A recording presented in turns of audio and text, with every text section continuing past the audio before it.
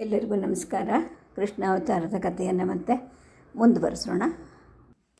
ದ್ರೌಪದಿಯ ಸ್ವಯಂವರ ನಡೀತಾ ಇರುತ್ತೆ. ಶಿಶುಪಾಲ ಸೋತು ಹೋಗ್ತಾನೆ.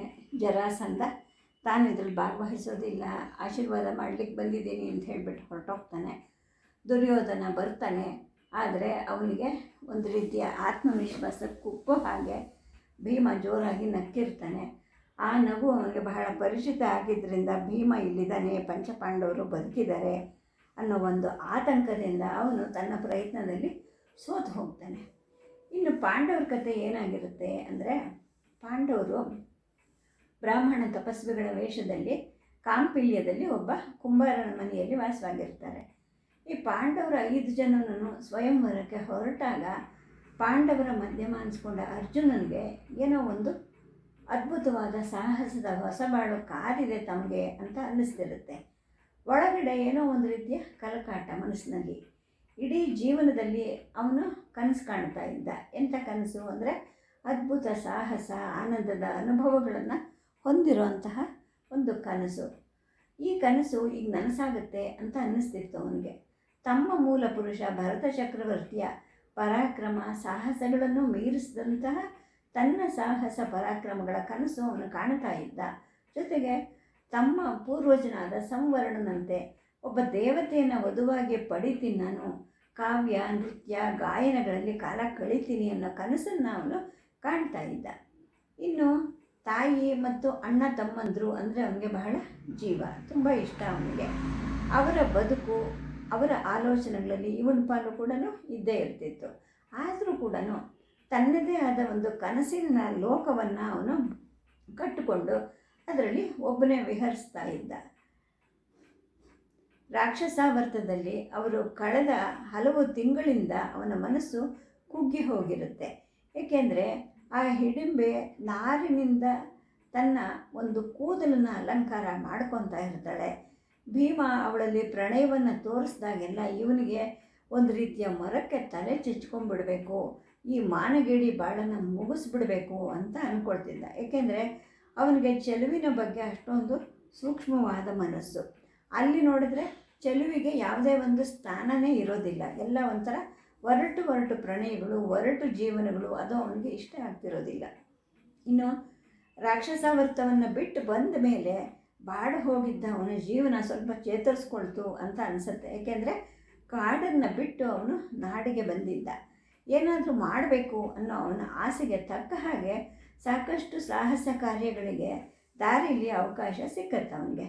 ದಾರಿಯಲ್ಲಿ ಯಾರೋ ಒಬ್ಬ ಗಂಧರ್ವ ಕ್ರೀಡೆ ಮಾಡ್ತಾ ಇರ್ತಾನೆ ಅವನ ಪತ್ನಿ ಜೊತೆಗೆ. ಇವರ ಬರವು ಅವನ ಪ್ರಣಯ ಕ್ರಿಯೆಗೆ ಅಡ್ಡಿ ಮಾಡುತ್ತೆ. ಅವನು ಕೋಪಗೊಂಡು ಇವ್ರ ಮೇಲೆ ಬೀಳ್ತಾನೆ. ಅರ್ಜುನ ಅವನನ್ನು ಸೋಲಿಸಿರ್ತಾನೆ. ಇನ್ನು ಭೀಮನ ಅದೃಷ್ಟ ಕೂಡ ಹಾಗೆ ಚೆನ್ನಾಗಿರುತ್ತೆ. ಅವನು ಹುಡುಕಿಕೊಂಡು ಹೋಗೋ ಅಗತ್ಯನೇ ಇಲ್ಲದೆ ಎಷ್ಟೋ ಸಾಹಸ ಕಾರ್ಯಗಳು ತಾವಾಗಿ ಅವನನ್ನು ಹುಡುಕೊಂಡು ಬರ್ತಾ ಇರುತ್ತವೆ. ಏಕಚಕ್ರ ನಗರದಲ್ಲಿ ಒಬ್ಬ ರಾಕ್ಷಸನನ್ನು ಅವನು ಕೊಲ್ತಾನೆ. ಆ ರಾಕ್ಷಸನಿಗೆ ನರಮಾಂಸ ಭಕ್ಷಣೆ ಬಹಳ ಇಷ್ಟವಾದದ್ದು. ಹಾಗಾಗಿ ದಿನಾನೂ ತನಗೆ ಒಬ್ಬ ಮನುಷ್ಯನನ್ನು ಕೊಡಬೇಕು ಅಂತ ಊರಿನವ್ರ ಜೊತೆಗೆ ಅವನು ಒಂದು ಒಪ್ಪಂದ ಮಾಡಿಕೊಂಡಿರ್ತಾನೆ.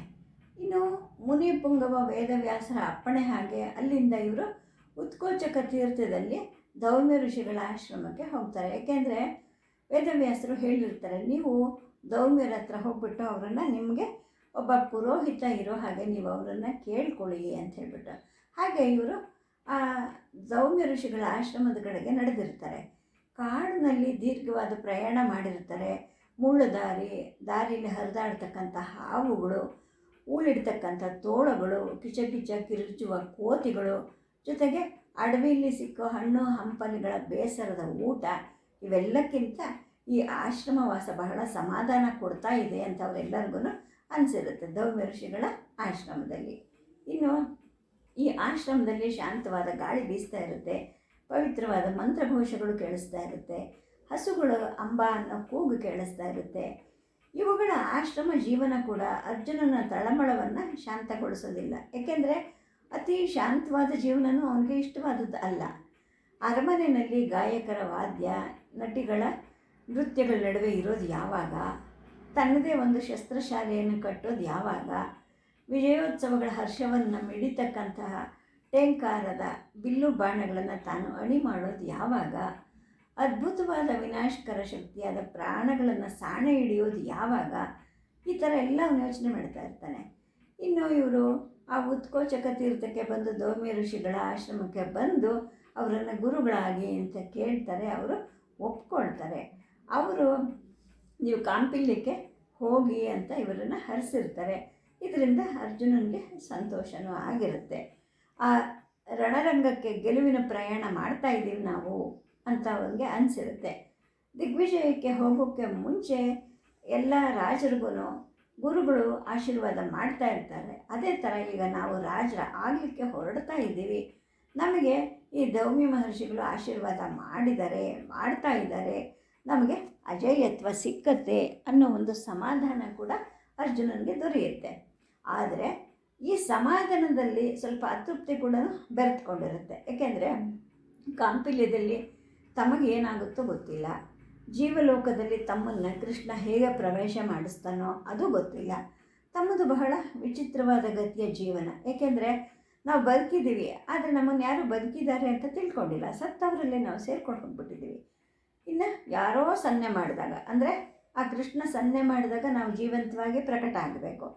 ತನ್ನ ಬಂದು ಕೃಷ್ಣನನ್ನು ತಾನು ಮೆಚ್ಚಿದ್ರೂ ಕೂಡ, ಅವನ ಬಗ್ಗೆ ಇಷ್ಟ ಇದ್ದರೂ ಕೂಡ ಈ ಬಗೆಯ ಬದುಕು ಬಹಳ ಅವಮಾನಕರ ಅಂತ ಅರ್ಜುನನಿಗೆ ಸದಾ ಅನ್ನಿಸ್ತಾ ಇರುತ್ತೆ. ಏಕೆಂದರೆ ತನಗೆ ಮನಸ್ಸು ಬಂದ ಹಾಗೆ ತಾನು ನಡ್ಕೊಳ್ಳೋಕ್ಕೆ ಸಾಧ್ಯ ಇಲ್ಲ. ಪ್ರತಿಯೊಂದನ್ನು ಕೃಷ್ಣನ ಆಣತಿಯಂತೆ ಮಾಡಬೇಕು, ಅಣ್ಣನ ಆಣತಿಯಂಗೆ ತಾನು ಬದುಕಬೇಕು. ಇದೆಲ್ಲ ಅವನಿಗೆ ಇಷ್ಟ ಆಗ್ತಾ ಇರೋದಿಲ್ಲ. ಇನ್ನು ಕಾಂಪಿಲ್ಯಕ್ಕೆ ಬಂದಿರ್ತಾರೆ. ಅಲ್ಲಿ ಒಬ್ಬ ಕುಂಬಾರನ ದುರ್ಗಂಧಮಯವಾದ ಬಡ ಗುಡಿಸಿನಲ್ಲಿ ವಾಸ ಮಾಡಬೇಕಾಗಿ ಬರುತ್ತೆ ಇವರು. ಏಕೆಂದರೆ ಇವ್ರಿಗೆ ಏನೂ ಇರೋದಿಲ್ಲ. ಅಲ್ಲಿ ಸುತ್ತ ದೊಡ್ಡ ತಿಪ್ಪೆ ರಾಶಿಗಳಿರುತ್ತೆ, ಬರೀ ಕೊಳಕು ಮಕ್ಕಳು ಕಿರ್ಚಾಡೋ ಕತ್ತೆಗಳಿರುತ್ತೆ, ಬಿಡುವಿಲ್ಲದಿರತಕ್ಕಂಥ ಕುಂಬಾರನ ಚಕ್ರಗಳ ಸದ್ದಿರುತ್ತೆ, ಸುತ್ತ ಸಗಣಿ ಮತ್ತು ಗಂಜಲಗಳ ವಾಸನೆ, ಇವುಗಳ ಮಧ್ಯೆ ಗುಡಿಸಲುಗಳಿರುತ್ತೆ. ಇನ್ನು ಬ್ರಾಹ್ಮಣನ ವೇಷದಲ್ಲಿ ಸ್ವಯಂವರಕ್ಕೆ ಹೋಗೋದು ಕೂಡ ಅರ್ಜುನನಿಗೆ ಇಷ್ಟ ಇರೋದಿಲ್ಲ. ಆದರೆ ಇವನ ಮಾತು ಏನು ನಡೆಯುತ್ತೆ, ಜೊತೆಗೆ ಇವ್ರಿಗೇನಿರುತ್ತೆ, ಅಲ್ಲಿ ಅಲಂಕಾರ ಮಾಡಿರೋ ಆನೆ ಮೇಲೆ ಕೂತ್ಕೊಂಡು ಸ್ವಯಂವರಕ್ಕೆ ಹೋಗಬೇಕು ಅಂತ ಕನಸು ಕಾಣ್ತಿದ್ದ. ಆದರೆ ಹಿರಿಯನಾದ ಯುಧಿಷ್ಠಿರ ಮಾತ್ರ ದೃಢವಾಗಿದ್ದ. ನೋಡು, ಕೃಷ್ಣ ಸನ್ನೆ ಮಾಡೋವರೆಗೂ ನಾವು ಇದೇ ವೇಷ ಹಾಕ್ಕೊಂಡಿರಬೇಕು. ಜೊತೆಗೆ ಮುನಿಪುಂಗವರು ಕೂಡ ಅದೇ ಅಪ್ಪಣೆ ಮಾಡಿರ್ತಾರೆ. ಹಾಗಾಗಿ ತಾವು ಹಾಗೇ ನಡ್ಕೋಬೇಕು. ಇದೆಲ್ಲ ಅರ್ಜುನನಿಗೆ ಇಷ್ಟ ಆಗ್ತಾ ಇರೋದಿಲ್ಲ. ಪರಿಸ್ಥಿತಿಯನ್ನು ತನ್ನ ಅಣ್ಣ ತಮ್ಮಂದರು ಗ್ರಹಿಸ್ತಿದ್ದ ರೀತಿಯಿಂದ ಅವನಿಗೆ ಬಹಳ ಬೇಸರ ಆಗ್ತಾ ಇರುತ್ತೆ. ಯುಧಿಷ್ಠಿರ ನೋಡಿದ್ರೆ ಯಾವಾಗಲೂ ತಾಳ್ಮೆ ಅಂತಿರ್ತಾನೆ. ಆವಾಗ ತಮಗೆ ಒದಗೋ ಸ್ಥಿತಿಯಿಂದ ಅವನಿಗೆ ಅವಮಾನ ಅಂತ ಅನ್ನಿಸ್ತಾನೆ ಇರೋದಿಲ್ಲ. ಇದು ನಮ್ಮ ಜೀವನ ರೀತಿ ಅಂತ ಅವನು ಬಂದದ್ದನ್ನೆಲ್ಲ ಸಂತೋಷವಾಗಿ ಒಪ್ಕೊಳ್ತಾ ಇರ್ತಾನೆ. ಅಂತಹ ಪ್ರಸಂಗ ಯಾವುದು ಬಂದರೂ ಕೂಡ ಇದೆಲ್ಲ ನಮ್ಮ ಆತ್ಮಶುದ್ಧಿಗೋಸ್ಕರ ಆ ಭಗವಂತ ಮಾಡ್ತಾ ಇರೋ ಅಗ್ನಿ ಪರೀಕ್ಷೆ ಅಂತಲೇ ಅಂತ ಇರ್ತಾನೆ. ಇನ್ನು ಎರಡನೇವನಾದ ಭೀಮ, ಅವನ ಉತ್ಸಾಹ ಯಾವತ್ತೂ ಕುಗ್ಗೋದು ಇಲ್ಲ, ತಗ್ಗೋದು ಇಲ್ಲ, ಅವನು ತಡವರಿಸೋದು ಇಲ್ಲ. ಏನೇ ಆಗಲಿ ಟೀಕೆ ಮಾಡ್ತಾ ಇರ್ತಾನೆ. ಅಮಿತವಾದ ಸಂತೋಷದಿಂದ ಅಥವಾ ಒಣಗಾಂಭೀರ್ಯದಿಂದ ಅಥವಾ ವಕ್ರವಾಗಿ ಏನೋ ಮಾತಾಡ್ತಾ ಇರ್ತಾನೆ. ಆದರೆ ತಾನು ಮಾತ್ರ ಸದಾ ಸಂತೋಷವಾಗಿ ಇರ್ತಾನೆ. ಸಿಟ್ಟು ಬರೋದೇ ಅವನಿಗೆ ಕಡಿಮೆ.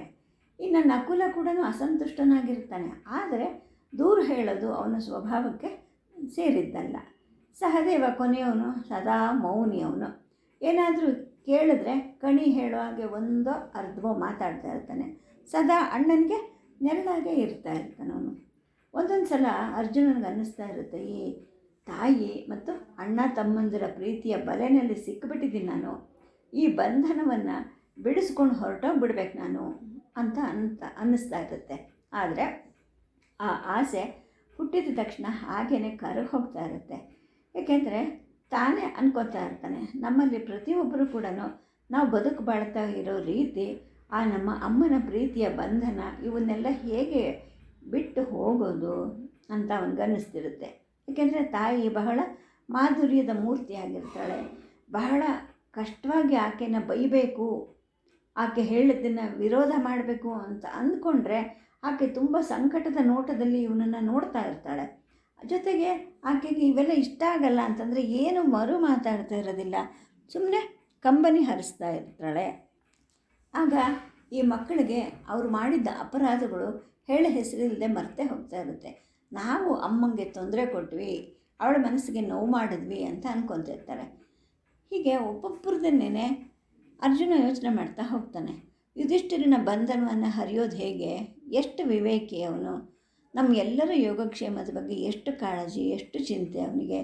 ಅವನದು ಆಧ್ಯಾತ್ಮದ ದಬ್ಬಾಳಿಕೆ, ಅಂದರೆ ಅವನ ಅಪೇಕ್ಷೆಯನ್ನು ನಾವು ನಡೆಸಲೇಬೇಕು, ಆ ಥರ ಅವನು ಮಾತಾಡ್ತಾನೆ. ಬಲಾತ್ಕಾರ ಮಾಡಿ ಆದರೂ ಕೂಡ ಧರ್ಮದಲ್ಲೇ ಇರ್ರಿ ಅಂಥೇಳಿ ಈ ದಬ್ಬಾಳಿಕೆಯನ್ನು ಅವನು ನಡೆಸ್ತಾ ಇರ್ತಾನೆ. ಇದನ್ನು ಹೇಗೆ ಕೊಂಡು ಹೋಗೋದು ಅಂತ ಅರ್ಜುನ ಅಂದ್ಕೊಳ್ತಾನೆ. ಇನ್ನು ಭೀಮ ಅಂದರೆ ಅವನ ಒಂದು ಸ್ನೇಹವನ್ನು ಹರ್ಕೊಳ್ಳೋಕ್ಕೆ ಸಾಧ್ಯನೇ ಇಲ್ಲ. ಏಕೆಂದರೆ ಹಗಲಾಗಲಿ ರಾತ್ರಿ ಆಗಲಿ ಗಳಿಗೆಲ್ಲೂ ಕೂಡ ಇವರೆಲ್ಲರ ಸಂರಕ್ಷಣೆ ಅವನದು ಜವಾಬ್ದಾರಿ ಅನ್ನೋ ಹಾಗೆ ಅವನು ನೋಡ್ಕೊಳ್ತಾ ಇರ್ತಾನೆ. ಯಾವುದೇ ಆಪತ್ತು ಬರದೇ ಇರೋಂಗೆ ಅಡ್ಡವಾಗಿ ನಿಲ್ತಾ ಇರ್ತಾನೆ. ಇವನು ಯಾವುದೇ ನಿರಾಶೆಗೆ ತುತ್ತಾಗದ ಹಾಗೆ ಏನಾದರೂ ಮಾತಾಡಿಕೊಂಡು ಇವನ ನಿರಾಶೆಯನ್ನು ಹೋಗಿ ನಡೆಸ್ತಿರ್ತಾನೆ. ಇವನನ್ನು ಬಿಟ್ಟು ಹೋಗೋಕ್ಕೆ ಸಾಧ್ಯನಾ? ಇನ್ನು ಯಮಳರು ಅಂದರೆ ನಕುಲ ಮತ್ತು ಸಹದೇವರು, ಇವರನ್ನು ಅಗಲೋದಕ್ಕೆ ಸಾಧ್ಯನಾ? ತನಗೆ ಏನು ಬೇಕು ಅಂತ ಮೊದಲೇ ಊಹೆ ಮಾಡಿ ಅವರು ಅಣಿ ಮಾಡ್ತಾರೆ. ಅವರು ಇಲ್ಲದೇ ಇದ್ದರೆ ತನ್ನ ಜೀವನವೇ ನಡೆಯೋದೇ ಇಲ್ವೇನೋ ಅನ್ನೋ ಹಾಗೆ ಅವ್ರು ಮಾಡಿದ್ದಾರೆ. ನಕುಲನಿಗೆ ಎಷ್ಟು ಪ್ರೀತಿ, ಎಷ್ಟು ಕಾಳಜಿ ತನ್ನನ್ನು ಕಂಡ್ರೆ, ಅವನನ್ನು ಅಗಲಿದ್ರೆ ಇವನು ಎದೆನೇ ಒಡೆದು ಹೋಗುತ್ತಾ ಅಂತ ಅನಿಸುತ್ತೆ. ಅಂದರೆ ಈ 6 ಜನದಲ್ಲಿ ಪ್ರತಿಯೊಬ್ಬರೂ ಇನ್ನೊಬ್ಬರಲ್ಲಿ ಬದುಕಿರ್ತಾರೆ. ಎಲ್ಲರೂ ಪ್ರತಿಯೊಬ್ಬರಲ್ಲಿ ಸೇರ್ಕೊಂಡ್ಬಿಟ್ಟಿರ್ತಾರೆ. ಎಲ್ಲಕ್ಕಿಂತ ಹೆಚ್ಚಾಗಿ ತಾನು ಅವರಿಗೆ ಬೇಕು ಅನ್ನೋದು ಅರ್ಜುನನಿಗೆ ಮನದಟ್ಟಾಗುತ್ತೆ. ಇವನ ಸಾಹಸ ಸ್ವಭಾವ ಇಲ್ಲದೇ ಇದ್ದರೆ ಅವ್ರ ಬದುಕೆಲ್ಲ ಸಪ್ಪೆಯಾಗಿ ನೀರಸ ಆಗಿಬಿಡ್ತಿತ್ತು ಅಂತ ಅನಿಸುತ್ತೆ. ಈ ಬಂಧನಗಳನ್ನು ಕಿತ್ತು ಹೋಗೋದು ಅಂದರೆ ಪ್ರತಿಯೊಬ್ಬರ ಹೃದಯದಿಂದಲೂ ರಕ್ತವನ್ನು ಒಯ್ಯೋ ನಾಳವನ್ನು ಕತ್ತರಿಸಿದ ಹಾಗಲ್ವಾ ಅಂತ ಅರ್ಜುನ ಅಂದ್ಕೊಳ್ತಾನೆ. ಮತ್ತು ಅದೇ ತೀರ್ಮಾನಕ್ಕೆ ಬರ್ತಾನೆ. ತಾನು ಏನೇ ಆಗಲಿ, ತಾನು ಏನೇ ಮಾಡಲಿ ಅದು ಎಲ್ಲರಿಗೋಸ್ಕರ. ಆದರೆ ಅದನ್ನು ಹೇಗೆ ಮಾಡಬೇಕು, ಈ ಪ್ರಶ್ನೆ ಅವನಿಗೆ ಸದಾ ಕಾಡ್ತಿರುತ್ತೆ. ಅಮ್ಮನಿಗಾಗಲಿ ಅಣ್ಣ ತಮ್ಮಂದಿರಿಗಾಗಲಿ ಏನು ವಿಷಯನೂ ಹೇಳಿರೋದಿಲ್ಲ. ತಾನೇ ಇದಕ್ಕೆ ಏನೋ ಒಂದು ದಾರಿ ಕಂಡ್ಕೋಬೇಕು, ಇವರೆಲ್ಲರಿಗೂ ತಾನು ಏನಾದರೂ ಒಂದು ಮಾಡಬೇಕು ಅಂತ ಅಂದ್ಕೊತಾ ಇರ್ತಾನೆ. ಇನ್ನು ಕಾಂಪಿಲಕ್ಕೆ ಹೋಗೋ ದಾರಿನಲ್ಲಿ ಒಂಟಿ ಆದಾಗೆಲ್ಲ ಇವನು ತನ್ನನ್ನು ತಾನೇ ಕೇಳ್ಕೊಳ್ತಾ ಇರ್ತಾನೆ. ನಿನಗೆ ಕೀರ್ತಿ ವೈಭವ ಬೇಕು ಅನ್ನಿಸ್ತಿರುತ್ತೆ. ಸಂತೋಷ ಸುಖ ಬೇಕು, ಶಕ್ತಿ ಸಾಮರ್ಥ್ಯ ಬೇಕು. ಹಾಗಾದರೆ ಸ್ವಯಂವರಕ್ಕೆ ಹೋದಾಗ ಏನು ಮಾಡಬೇಕು? ದುರ್ಯೋಧನನ್ನು ಮತ್ತು ಅವನ ಕುತಂತ್ರಿ ಸಹೋದರರನ್ನು ತಿರಸ್ಕಾರದಿಂದ ಕಾಣಬೇಕಾ? ಅಲ್ಲಿದ್ದಾಗ ಅವ್ರಿಗೆ ಅವಮಾನ ಆಗೋ ಹಾಗೆ ಏನಾದರೂ ಮಾಡಬೇಕಾ? ಆರ್ಯಾವರ್ತದ ಮೆಚ್ಚುಗೆಯನ್ನು ಪಡಿಬೇಕಾ? ಈ ಥರ ಪ್ರಶ್ನೆಗಳನ್ನು ತನಗೆ ತಾನೇ ಅರ್ಜುನ ಕೇಳ್ಕೊಳ್ತಿರ್ತಾನೆ. ಇದಕ್ಕೆಲ್ಲ ಉತ್ತರ ಹೌದು ಅಂತ ಅವನಿಗೆ ಅನ್ನಿಸ್ತಿರುತ್ತೆ. ಎಲ್ಲರಿಗೂ ಇಂಥ ಆಕಾಂಕ್ಷೆ ಆಸೆಗಳು ಇದ್ದೇ ಇರುತ್ತೆ. ಆದರೆ ತನಗಿಷ್ಟು ಸಾಲದು, ಇನ್ನೂ ಏನೋ ಹೆಚ್ಚಿಂದು ಬೇಕು. ಇಂದಿನವರೆಗೂ ತನ್ನ ಬದುಕಲ್ಲಿ ಅದು ಸಿಕ್ಕಿಲ್ಲ. ನಾನೇ ಆಗಬೇಕು, ನಾನಾಗಿ ವಿಜೃಂಭಿಸಬೇಕು ಅಂಥೇಳಿ ಅರ್ಜುನ ಅಂದ್ಕೊಳ್ತಿರ್ತಾನೆ. ಅರ್ಜುನನದು ಈ ಥರ ಒಂದು ಪರಿಹಾರ ಮಾಡೋಕ್ಕಾಗದೇ ಇರೋ ಸಮಸ್ಯೆ, ಯಾವಾಗಲೂ ಅನಿಶ್ಚಯನೇ ಅದರ ಕೊನೆ ಆಗ್ತಿರುತ್ತೆ. ಅವನಿಗೆ ಏನು ಬೇಸರ ಅಂದರೆ ಯಾವಾಗಲೂ ಮುನಿಪುಂಗವರನ್ನು ಅಥವಾ ವಿದುರನನ್ನು ಅಥವಾ ಕೃಷ್ಣನನ್ನು ಅವಲಂಬಿಸ್ಕೊಂಡು ಇರಬೇಕು. ಇದು ಅವನಿಗೆ ಇಷ್ಟ ಆಗ್ತಿರೋದಿಲ್ಲ. ತುಂಬ ಸಿಟ್ಟಲ್ಲಿ ಅವನು ಕುದೀತಾ ಇರ್ತಾನೆ. ನನ್ನ ಜೀವನದಲ್ಲಿ ನನಗೆ ಸರಿಯಾದ ಸ್ಥಾನವನ್ನು ಆಕ್ರಮಿಸ್ಕೊಳ್ಳೋಕ್ಕೆ ಇವರು ನನಗೆ ಅವಕಾಶವನ್ನು ಕೊಡಬೇಕು, ನಾನು ಇದಕ್ಕೋಸ್ಕರ ಕಾಯಬೇಕಲ್ಲ ಅನ್ನೋದು ಅವನಿಗೆ ಬೇಸರದ ಸಂಗತಿ ಆಗಿರುತ್ತೆ. ತಲೆ ತುಂಬ ಕೂಡ ಅದೇ ವಿಚಾರ ತುಂಬ್ಕೊಂಡ್ಬಿಟ್ಟಿರುತ್ತೆ. ಹಗಲಾಗತ್ತೆ ಅಂದರೆ ಬೆಳಗ್ಗೆ ಆಗುತ್ತೆ ಸ್ವಯಂವರದ ದಿವಸ. ಅವನು ಮತ್ತು ಅವನ ಅಣ್ಣ ತಮ್ಮಂದರೆಲ್ಲರೂ ಸ್ವಯಂವರ ಮಂಟಪದ ಪ್ರದೇಶವನ್ನು ತಲುಪಬೇಕು. ಆ ತಲುಪಕ್ಕೆ ಹೋಗೋ ದಾರಿ ಉದ್ದಕ್ಕೂ ಇವನ ವಿಚಾರ ಅದೇ ಆಗಿರುತ್ತೆ.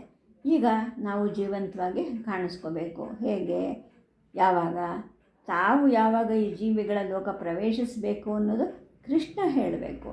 ಅವನ ಮನಸ್ಸಲ್ಲಿ ಏನಿದೆ ನಮ್ಗೆ ಹೆಂಗೆ ಗೊತ್ತಾಗುತ್ತದು ಅಂತ ಅಂದ್ಕೊಂಡು ಆ ಸ್ವಯಂವರ ಮಂಟಪದ ಹತ್ತಿರಕ್ಕೆ ಇವರೆಲ್ಲರೂ ಬಂದಿರ್ತಾರೆ. ಮಂಟಪಕ್ಕೆ ಬಂದು ನೋಡಿದ್ರೆ ಅಲ್ಲಿ ಸೇರಿದ್ದಂತಹ ರಾಜರು, ರಾಜಕುಮಾರರು, ಅವರ ಕಿರೀಟಗಳ ಹೊಳಪು, ಕಂಠಿಹಾರಗಳ ಕಾಂತಿ, ವೈಭವ ಇವನ್ನೆಲ್ಲ ಅರ್ಜುನ ನೋಡ್ತಾನೆ. ಅವನಿಗೆ ಒಂದು ರೀತಿಯ ಅಸೂಯೆ ಮೊಳಕೆ ಹೊಡೆಯುತ್ತೆ ಅವನ ಮನಸ್ಸಿನಲ್ಲಿ. ನಾನು ಅವ್ರ ಮಧ್ಯೆ ಇರಬೇಕಾಗಿತ್ತು, ಬಿಲ್ಲು ಬಾಣವನ್ನು ಹಿಡ್ಕೊಂಡು ಆ ರಾಜಕುಮಾರಿಯನ್ನು ಗೆಲ್ಲಬೇಕಾಗಿತ್ತು. ಏಕೆಂದರೆ ಇವರು ಇಲ್ಲಿರೋ ಎಲ್ಲರಿಗಿಂತ ತಾನೇ ಚೆಲುವ. ಆದರೆ ಅಂದವಾಗಿ ಕಾಣಿಸ್ಕೊಳ್ಳೋ ಭಾಗ್ಯ ಅವನ ಪಾಲಿಗೆ ಇಲ್ಲ. ಇದು ಅವನಿಗೆ ಬಹಳ ಬೇಸರ ಕೊಡ್ತಾ ಇರುತ್ತೆ. ಸರಿ, ಇವರೆಲ್ಲ ಹೋಗಿ ಬ್ರಾಹ್ಮಣ ಸಮೂಹದಲ್ಲಿ ಕೂತ್ಕೊತಾರೆ. ಒಬ್ಬ ತುಂಬ ವಾಚಾಳಿ ಮುದುಕ ಇವ್ರ ಪಕ್ಕ ಕೂತಿರ್ತಾನೆ. ಅವನು ರಾಜರ ಗುಂಪಲ್ಲಿ ಇದ್ದ ರಾಜರ ಹೆಸರುಗಳನ್ನೆಲ್ಲ ಹೇಳ್ತಾ ಇರ್ತಾನೆ. ಆಗ ತನ್ನ ದಾಯಾದಿಗಳಾದ ಕೌರವರನ್ನು ಅರ್ಜುನ ಗುರುತಿಸ್ತಾನೆ. ಅವನನ್ನು ಮತ್ತು ಅವನ ಅಣ್ಣ ತಮ್ಮಂದ್ರನ್ನು ಕೊಲೆ ಮಾಡೋಕ್ಕೆ ಯತ್ನಿಸಿದ್ದ ಈ ದುರ್ಯೋಧನ ಮತ್ತಿತರರನ್ನು ಕಾದಾಡಿಸ್ಬೇಕು, ಅವ್ರ ಜೊತೆ ಕಾದಾಡಿಬಿಟ್ಟು ಕೊಂದು ಬಿಡಬೇಕು ಅಂತ ಅರ್ಜುನನ ಜೀವ ಚಡಪಡಿಸ್ತಾ ಇರುತ್ತೆ. ಆದರೆ ಅವನ ಎದೆ ಸಂತೋಷದಿಂದ ತುಂಬಿ ತುಳುಕುತ್ತೆ ಆ ಕ್ಷಣಕ್ಕೆ. ಯಾಕೆ ಅಂದರೆ ಆ ಸಮಯಕ್ಕೆ ಯಾದವ ಅತಿರಥರ ಜೊತೆಗೆ ಕೃಷ್ಣ ಅಲ್ಲಿಗೆ ಬರ್ತಾನೆ. ಯಾದವರು ರಾಜರ ಮಧ್ಯೆ ಹೋಗಿ ಕೂತಿದ್ದನ್ನು ನೋಡ್ತಾನೆ. ನಮ್ಮನ್ನು ಹೇಗೆ ಈ ಜೀವಿಗಳ ಲೋಕಕ್ಕೆ ಕೃಷ್ಣ ತರ್ತಾನೆ ಅಂತ ತನಗೆ ತಾನೇ ಕೇಳ್ಕೊಳ್ತಾನೆ. ತಮ್ಮ ಜೀವನದ ಪ್ರಮುಖ ನಿರ್ಧಾರವನ್ನು ಇನ್ನೊಬ್ಬರ ನಿರ್ಧಾರಕ್ಕೋಸ್ಕರ ಕಾಯಬೇಕಲ್ಲ, ಎಂಥ ಪರಿಸ್ಥಿತಿ ನಮಗೆ ಬಂತು ಅಂತ ಪೇಚಾಡ್ಕೊಳ್ತಿರ್ತಾನೆ. ಇನ್ನು ಅಣ್ಣ ದೃಷ್ಟದ್ಯುಮ್ನ ಜೊತೆಗೆ ರಾಜಕುಮಾರಿ ದ್ರೌಪದಿ ಸ್ವಯಂವರ ಮಂಟಪಕ್ಕೆ ಬರ್ತಾಳೆ. ಶಂಖನಾದ ಮೊಳಗತ್ತೆ, ಗೀತವಾದ್ಯಗಳು ಮೊಳಗತ್ತೆ. ಅವಳ ಹಿಂದೆ ಕೆಲವರು ರಾಜಕುಮಾರಿಯರನ್ನು ಕೂಡ ಬರ್ತಾರೆ. ಇವರು ಕಾಂಪಿಲಿಕ್ಕೆ ಬರಬೇಕಾದ್ರೆ ದಾರಿಯಲ್ಲಿ ಬ್ರಾಹ್ಮಣರು ಅವಳನ್ನು ವರ್ಣಿಸಿರ್ತಾರೆ. ಅವರು ವರ್ಣಿಸಿದ್ದ ಮೇರೆಗೆ ಅವಳು ಒಬ್ಬ ಗರ್ವಿಷ್ಠ ಹೆಣ್ಣುಮಗಳು, ಕ್ರೂರ ಸ್ವಭಾವದ ಮಹತ್ವಾಕಾಂಕ್ಷಿ ರಾಜಕುಮಾರಿ ಅಂತೆಲ್ಲ ಅಂದುಕೊಂಡು ಅರ್ಜುನ ಬಂದಿರ್ತಾನೆ. ಆದರೆ ಇಲ್ಲಿ ನೋಡಿದ್ರೆ ತಾನೆಂದೂ ನೋಡದೇ ಇದ್ದಂತಹ ಅತ್ಯಂತ ಸಚೇತನ ಪ್ರಾಣಪೂರ್ಣ ವ್ಯಕ್ತಿಯಾಗಿರ್ತಾಳವಳು. ಕಪ್ಪು ಕಣ್ಣುಗಳು, ಕೆನ್ನೆ ಮೇಲೆ ಒಳ್ಳೆ ಬಣ್ಣ, ಮಹತ್ ಆಕಾಂಕ್ಷೆಯಿಂದ ನಸುನಗ್ತಾ ಬಂದಿರ್ತಾಳೆ. ಮನಸ್ಸಿನ ಒಳಗಿನದನ್ನು ಅಭಿವ್ಯಕ್ತ ಮಾಡುವಂತಹ ಅಗಲವಾದ ಕಣ್ಣುಗಳಿರುತ್ತೆ. ಜಡೆ ಹೆಣ್ಕೊಂಡು ಗೊಂಚಲು ಹೂ ಮುಡಿಸಿದ ಕಪ್ಪು ಬಣ್ಣದ ನೀಳವಾದ ಕೂದಲು ಬೆನ್ನಿನ ಮೇಲೆ ಹರಿದಾಡ್ತಿರುತ್ತೆ. ಕೆಂಪು ತುಟಿಗಳ ಮಧ್ಯೆ ಗಟ್ಟಿಯಾದ ಬಿಳಿ ಹಲ್ಲಿನ ಸಾಲುಗಳು ಕಂಡು ಕಾಣದ ಹಾಗೆ ಕಾಣಿಸ್ತಿರುತ್ತೆ. ಮಟ್ಟಸವಾದ ಗಲ್ಲ ಇರುತ್ತೆ. ಆ ಮುಖದ ಸೌಂದರ್ಯಕ್ಕೆ ಸರಿಯಾಗಿ ಆ ಗಲ್ಲ ಶಕ್ತಿಯನ್ನು ಕೂಡಿಸಿರುತ್ತೆ. ಅಂಗಾಂಗಗಳಲ್ಲಿ ಚೇತನ ತುಂಬಿ ತುಳುಕ್ತಿದ್ದಂತಹ ತರುಣಿ ರಾಜಗಂಭೀರ್ಯದ ನಡೆ ಇರುತ್ತೆ. ಅದರಲ್ಲಿ ಗರ್ವ ಇರೋದಿಲ್ಲ, ಒಂದು ರೀತಿಯ ಆತ್ಮವಿಶ್ವಾಸ ಇರುತ್ತೆ. ಅದನ್ನೆಲ್ಲ ನೋಡಿ ಅರ್ಜುನನ ಮನಸ್ಸಿನಲ್ಲಿ ಒಬ್ಬ ಕಾರ್ಯಪುರುಷ ಚೇತರಿಸ್ಕೊಳ್ತಾನೆ. ತಾನು ಅವಳನ್ನು ಗೆಲ್ಲಬೇಕು ಅನ್ನೋ ಮನಸ್ಸು ಅವನಿಗೆ ಬರುತ್ತೆ. ಸದ್ಯಕ್ಕೆ ಕಥೆಯನ್ನು ಮುಕ್ತಾಯ ಮಾಡಿರ್ತೀನಿ. ನಮಸ್ಕಾರ.